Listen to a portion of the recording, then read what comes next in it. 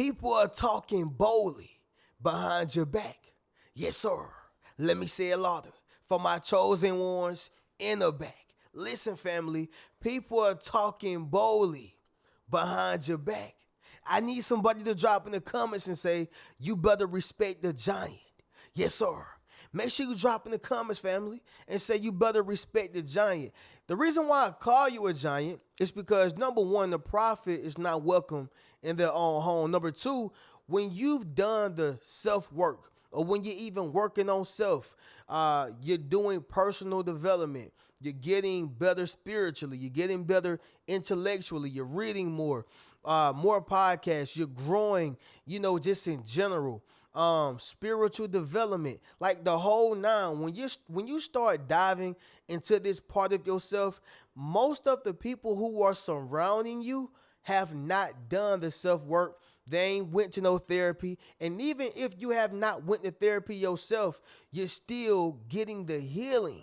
You're getting the healing. You're doing the self-work, the personal development, the spiritual development, all these different things that makes you grow beyond their measures. This is why you are a giant compared to them. So no, they don't want to talk to you face to face. No, they don't want to talk to you directly. No, they don't want to hash it out or talk it out with you. They don't want to do any of those things. They rather talk boldly about you behind your back. They rather laugh boldly about you behind your back. They rather mock you boldly behind your back because they're too much of a coward to confront you. They're too much of a coward to come directly to you. They are too much of a coward to let you know how they really feel. You follow what I'm saying? This is why I say people are boldly speaking about you behind your back. And it is what it is. But see, you may think that this is a bad thing. No, it's a great thing. Because when people are talking about you, you are doing something right. Okay, when people are talking about you, you are doing something right. And so with that being said, y'all, we're going to speak all about it within this video. But first thing is first, y'all leave a thumbs up on this video, as well as subscribe to the channel. Y'all be sure to ring my bell so you can be notified after every single video I post. And yes, y'all, this is the second video on the Reno Speech Life channel. Today, we're going to go ahead and get directly into it, y'all. Number one, first thing is first is going to be this right here. You're not there to defend yourself, okay? Once again, the cliche, the obvious, but we got to speak about it. You're not there to defend yourself. Anybody heard the saying, a dead man can't defend himself? Drop in the comments, let me know. What they're saying about that is a person who's not living, a person who's not within the space, a person who's not within the room, okay, are not able to defend themselves. So it's not just a dead man literally. It's a person who's dead to the situation. A person who's dead to the conversation. Like they're not there. You follow what I'm saying? They're not there, period. And so what I'm saying is that since you're not there to defend yourself, it sounds great. It sounds amazing. It sounds lovely when they're saying these terrible things about you when you can't defend yourself. But notice, they only say it when you can't defend yourself. They never say these things when you're right there in front of them. They never say these things when you're able to confront them about it. They're never saying these things when you're able to correct them. They don't say it. Why? Because they know that you can defend yourself. You follow what I'm saying? So when people are speaking about you boldly behind your back, you better believe it. Number one, they're scared of a giant. But number two, they know that you're not there. I'm not worried about Tom. I ain't worried about Ray. I ain't worried about Rodney. Why you ain't worried about them? Because they ain't in the room. Therefore, you're really saying that you are a coward. All right? You're really saying that you are a coward. But that's number one, y'all. You're not there to defend yourself. Number two, it's going to be this right here, fam. Reputation and character assassination. All right? Reputation and character assassination. So you ever understood when the person who tries to put a bad taste in the boss's mouth, okay, about you, like you ever paid attention to that or seen that or noticed that they tried to put a bad taste about you, in the boss's mouth, or your manager's mouth. Soon as you got hired, they're already looking to tell the manager, the supervisor, the shift lead how you're not working, how you went to the bathroom, or how you're slow on stacking the boxes, or what you're not doing right, all the things you're doing wrong. You know why they're doing this? They see that you have a great start and you're in a great position to build a reputation. You came in with good character. So they're trying to automatically disarm you of all of your weapons. What are your weapons? The reputation that you're building. What are your weapons? Your character. What are your weapons? Who you are as an individual. I got to disarm you from that because right now, the boss is feeling you. Right now, the manager is loving you. Right now, the shift lead, they like your work ethic. So with that being said, I'm going to go ahead and try to put a bad taste, about you in their mouth, and hopefully I mess up your opportunity. Hopefully I get you fired. You follow what I'm saying? This is when people are talking boldly behind your back. This is why they're doing it as well, because of the reputation that you're building. You just like Joseph. Everywhere you go, you have favor. It don't matter where you go. You'll be in jail, you have favor. All right? You can be at the babysitter, you got favor.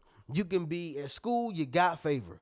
You can go to a place where you were destined to fail at. Guess what? You was decreed to have favor. It don't matter where you go. You can go into a hometown where you don't know nobody, you still got favor. It don't matter where you go, you're going to always have that favor. Somebody drop that down below in the comments. They hate my favor. Yes, sir. Make sure you drop in the comments, family, and say they hate my favor. But that's number 2. Reputation and character assassination. They're trying to end you before you even get started. Number 3, it's going to be this right here, fam. To infect the minds that respect you. Okay? To infect the minds that respect you. Anybody had that one friend of youth, or have you seen that one friend who spreaded bad news about somebody because they were jealous of them and jealous of how other people seen them? Yeah, that one friend who spreaded bad news or bad things about a person who everybody looked up to. You follow what I'm saying? And they were jealous of how other people looked up to that individual. I say this all the time. A lot of people are not jealous of you per se. They're jealous of how other people look up to you. They're jealous of how much respect you have. They're jealous of the power that you have. They're jealous of that. And so what they will do is try to infect the minds that respect you by saying things like, yeah, he don't own that car. Or yeah, he got put out his house. Or he somebody had helped him out with that project. He ain't do it all on his own. They just say all type of things to get you to look like you ain't who you should be in their eyes. Like they try to make people who respect you disrespect you or not respect you. You get what I'm saying? They're trying to infect the minds of the people who respect you. Why y'all think that in society or social media, and even when it comes to the media, outside of social media, but like the news and these big publication sites, why you think that when somebody is very influential, they spread things about them? Okay, it's because they're trying to infect the minds of the people who respect them. That's why the famous saying is they build you up just to tear you down. And they really do. They will build you up. The same individuals who put you in those nice clothes, the same people who put you on their platforms, the same people who put you in position to be celebrated are the same ones who will put you in position to be looked at as infamous. I love when Kendrick Lamar said, he said, that's the culture. Point the finger, promote you. You follow what I'm saying? That's the culture. Point the finger, promote you. You point the finger at me after you promoted me? You put me on this pedestal just to tear me down? Just to watch them tear me down just for a story? The rise and fall of a David Ruffin. The rise and fall of a Eddie Kendricks. The rise and fall of, y'all get the point. They love to see a person's rise and fall and then rise again. Or he fell again, then he rose again. People love that roller coaster ride. But they're doing it because they're trying to infect the minds of the people who respect you. All right? Number 4 is going to be this right here, fam. they're connecting with your enemies, all right? They are connecting with your enemies. The reality, y'all, is that you are the common denominator, okay? There's a lot of people who dislike you. There's a lot of people who hate you. But the common denominator is that they all can't stand your guts, okay? And so with that being said, what do other enemies of yourself do? Connect with your other enemies, all right? They connect with your enemies. They may not even like each other, but one thing they do have in common is we don't like this person. So how can we get together and drag them down? How can we tear them down? Oh, I know. We're going to speak boldly about them behind their back, hoping to mess up their opportunities, hoping to mess up, what God has for them, just hoping to, leave bad taste in everybody's mouths who have power and authority over the opportunities that they are getting. I just need y'all to understand something. They are connecting with your enemies. This is why they're talking boldly about you behind your back. They have a battery in their back. You follow me? They have a battery in their back. Somebody drop in the comments and say, you don't have a backbone. Yes, sir. Make sure you drop in the comments, family, and say you don't have a backbone. Number 5 is going to be this right here, y'all, the last thing.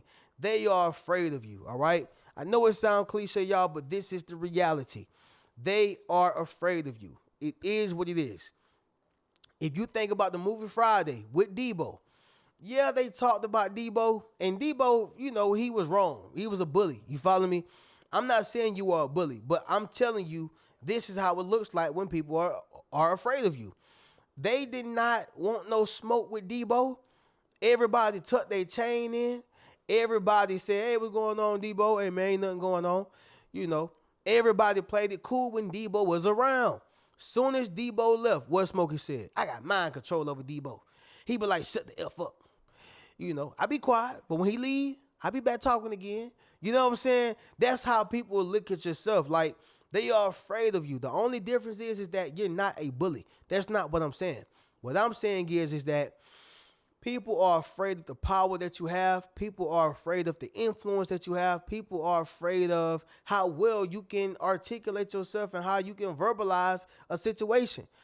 Some people only try people who cannot protect themselves. And it's not even just physically. Sometimes, y'all, it is protecting themselves with emotional intelligence, protecting themselves with, being able to verbally do it. You follow what I'm saying?